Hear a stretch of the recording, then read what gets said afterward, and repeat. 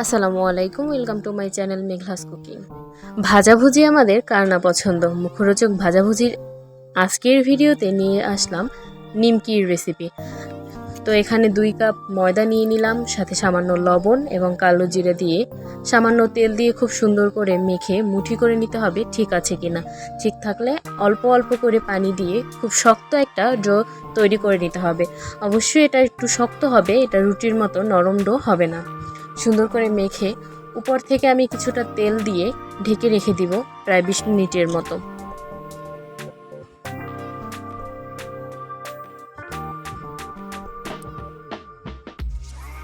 বিশ মিনিট পর এই যে চলে আসলাম আবারও।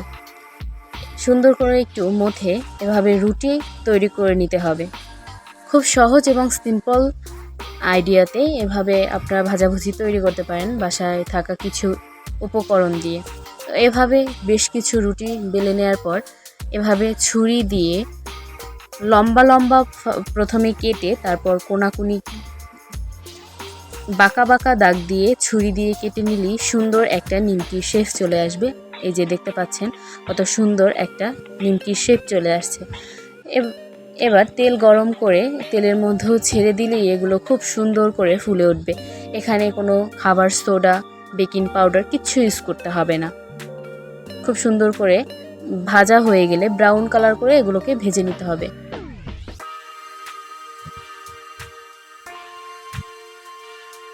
তো এই যে আমার সবগুলো ভাজা শেষ, দেখতে পাচ্ছেন কতটা লোভনীয় হচ্ছে এবং দেখিয়ে দিচ্ছি কতটা ক্রিস্পি হচ্ছে।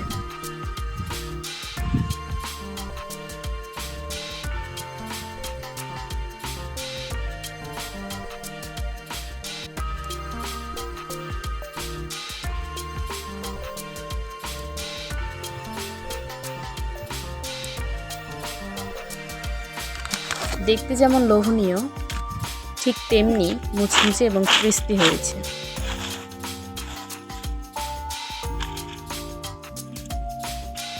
সাউন্ডটা অবশ্যই শুনতে পেরেছেন কত সুন্দর। Thanks for watching.